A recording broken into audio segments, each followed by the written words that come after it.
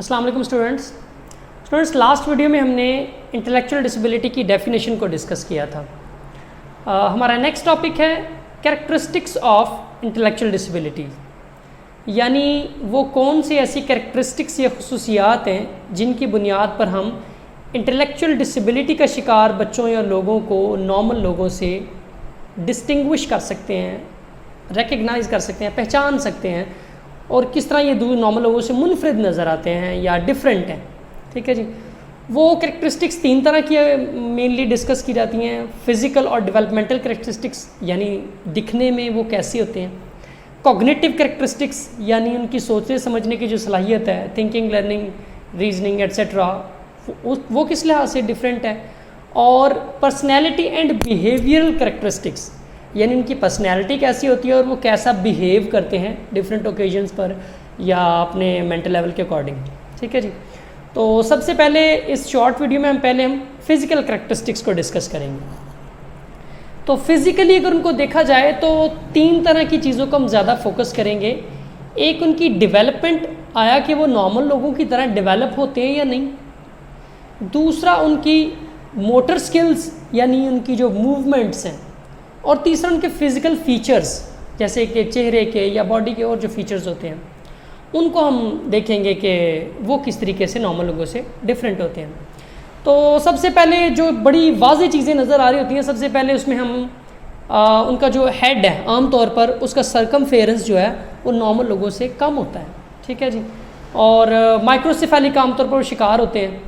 Head का size ज़्यादातर लोगों में कम होता है इंटेलेक्चुअल डिसेबिलिटी। ठीक है जी।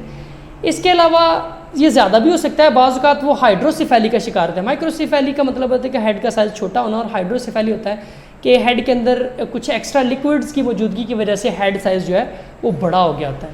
ठीक है जी। तो या नॉर्मल से बहुत उनका छोटे साइज़ का हेड होगा या नॉर्मल से बहुत बड़ा हेड होगा। ठीक है जी। इसके अलावा इसकी एक ख़ास टाइप है डाउन सिंड्रोम, जिसमें आमतौर पर हमारे, क्योंकि क्रोमोसोम में 46 क्रोमोसोम्स होते हैं, लेकिन जो डाउन सिंड्रोम की शिकार इंटेलेक्चुअल डिसेबिलिटी के बच्चे होते हैं, उनके सेल्स में 47 क्रोमोसोम्स होते हैं। इसकी वजह से उनके फिज़िकल फीचर्स में एक वाज़ेह बिगाड़ या चेंज आ चुका होता है। मिसाल के तौर पर उनकी मून शेप्ड आइज़ होंगी, उनकी आंखें ज़रा थोड़ी सी, उनके जो आईब्रोज वगैरह हैं वो या तो उसकी डायरेक्शन जो उनसे नॉर्मल लोगों की तरह नहीं होगी, या वो ज़्यादा कर्व्ड होंगे या ज़्यादा आड़े तिरछे होंगे। ठीक है जी। उनकी नोज़ थोड़ी छोटी होगी। ठीक है। उनके हैंड्स या वो जो थोड़े साइज़ में आमतौर पर छोटे होंगे। फिंगर्स क्लब होंगी, यानी वो जो किनारों से आमतौर पर हमारी पॉइंटेड फिंगर्स होती हैं, लेकिन उनकी किनारों पे से मोटी फिंगर्स होती हैं ज़रा। ठीक है। और हाथ भी ज़रा छोटे छोटे होते हैं, फिंगर्स छोटी होती हैं। आमतौर पर उनमें वो थोड़े हेल्दी से लगते हैं। और इसके अलावा उनके जो आमतौर पर हाइट बहुत कम होती है। ठीक है। तो इस तरह की कुछ चीज़ें जो उनसी हैं, उनके फिज़िकल फीचर्स डाउन सिंड्रोम की वजह से पैदा हो गए होते हैं।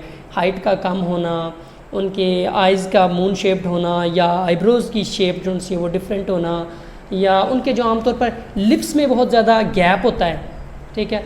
जिसके वजह से उनके टिथ और टंग नज़र आ रही होती है, आमतौर पर ड्रॉलिंग हो रही होती है, साथ सलाइवा की सिक्रीशन हो रही होती है बहुत ज़्यादा। तो ये भी उनकी एक बड़ी डिफरेंट कैरेक्टरिस्टिक है। ठीक है जी। और हाइट वगैरह छोटी होना, क्लब फिंगर्स होना, हैंड्स और फुट या टोज़ वगैरह जिनसे हैं वो भी क्लब भी होना और छोटे होना साइज़ में ज़रा। ठीक है जी। और थोड़े वो हेल्दी से होते हैं और शॉर्ट स्टैचर्ड होते हैं, कद वगैरह आमतौर पर इनका ज़्यादा नहीं होता। ठीक है जी। तो ये कुछ फ़िज़िकल फ़ीचर्स के अतबार से अगर बात की जाए तो इस तरह के फ़िज़िकल फ़ीचर्स भी पैदा हो चुके होते हैं। इसके अलावा उनके अंदर जो मोटर एबिलिटीज़ हैं, मोटर एबिलिटीज़ को हम आमतौर पर दो हिस्सों में डिवाइड करते हैं, ग्रॉस मोटर स्किल्स और fine motor skills. Gross motor skills वो होती हैं जो हम अपनी बॉडी से जो मेजर काम लेते हैं, चलना फिरना, जो बड़ी बड़ी मूवमेंट्स हैं, उनको हम ग्रॉस मोटर स्किल्स कहते हैं। ठीक है जी। और जिसमें हम अपने छोटे जॉइंट्स को और बड़ी डिस्क्रीट तरीके से यूज़ करते हैं, जैसे रीडिंग में, राइटिंग में। ठीक है। किसी चीज़ की होल्डिंग में, उसकी मैनिपुलेशन में, किसी चीज़ को, किसी मशीन वगैरह को ऑपरेट करने में, कंप्यूटर्स वगैरह को अपनी फिंगर से चलाने में, इस तरह की जो स्किल्स होती हैं उन्हें हम फाइन मोटर स्किल्स कहते हैं, जिनमें हमारे जो फाइन किस्म के जॉइंट्स हैं वो बड़ी डिस्क्रीट तरीके से यूज़ हो रहे होते हैं। तो ग्रॉस मोटर स्किल्स अगर देखी जाए तो इनकी वो भी इतनी नॉर्मल नहीं होती। इनकी जो चाल है, गेट है, बड़ी क्लमजी सी होती है, बड़े अजीब व गरीब ढीले ढाले से अंदाज में ये चलते हैं, गिरते पड़ते से, इनका बैलेंस नॉर्मल नहीं होता और जो उनकी गेट भी है वो नॉर्मल नहीं होती, ठीक है जी।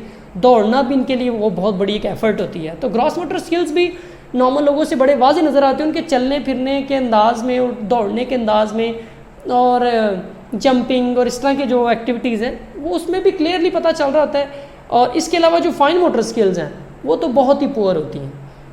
क्रॉस मोटर स्किल्स नॉर्मल लोगों जैसी भी हो सकती हैं, लेकिन आमतौर पर जो फाइन मोटर स्किल्स हैं, जैसे रीडिंग के वक्त राइटिंग के वक्त हम अपना जॉइंट्स को यूज़ कर रहे होते हैं, टाइपिंग के वक्त यूज़ कर रहे होते हैं, मशीनों को मैनिपुलेट करने के लिए जब हम अपने जॉइंट्स को यूज़ कर रहे होते हैं, तो इस तरह की जो मूवमेंट्स हैं वो इनमें नॉर्मल लोगों से बहुत ही पुअर होती हैं। तो इस तरह की कुछ फिज़िकल करैक्टरिस्टिक्स हैं जिनकी बेस पर आप एक इंटेलेक्चुअल डिसेबिलिटी का शिकार बच्चा है उसको देखते ही अंदाज़ा लगा लेंगे कि ये बच्चा इंटेलेक्चुअल डिसेबिलिटी का है। उसके चलने फिरने के अंदाज से, इनकी डेवलपमेंट भी नॉर्मल लोगों से इनकी जो उनसे वो लेट होती है। ये चलना फिरना भी नॉर्मल लोगों से डिले इनका स्टार्ट होता है। अगर एक नॉर्मल बच्चा के 1 साल की एज में चलना शुरू कर देता है तो ये मे बी 2-3 या इससे बाद हो इनका चलना। इसके अलावा बोलने में इनके, क्योंकि आमतौर पर टंग जो उनसी है वो भी नॉर्मली होती है, उसके अंदर फिशर्स होती हैं, माउथ ज़्यादा वाइड होता है, उसमें से दांत और ज़ुबान नज़र आ रही होती है, सलाइवा निकल रहा होता है। आमतौर पर इनकी जो आवाज़ है वो भी ब्रोकन होती है और वो भी प्रॉपर तरीके से इवन बोला भी नहीं जा सकता। बाज़ अगर सिवियर और प्रोफाउंड लेवल के हों तो उनमें तो बिल्कुल वो म्यूट ही होते हैं, आवाज़ सिरे से होती ही नहीं है, और जिनमें होती है माइल्ड या मॉडरेट लेवल पर वो भी नॉर्मल नहीं होती। तो एक इंटेलेक्चुअल डिसेबिलिटी के शिकार बच्चे को हम अपेरेंटली फ़िज़िकली देखकर भी काफ़ी हद तक पहचान सकते हैं उसकी फ़िज़िकल करैक्टरिस्टिक्स की बेस पर कि बच्चा इंटेलेक्चुअल डिसेबिलिटी का शिकार है, ठीक है जी।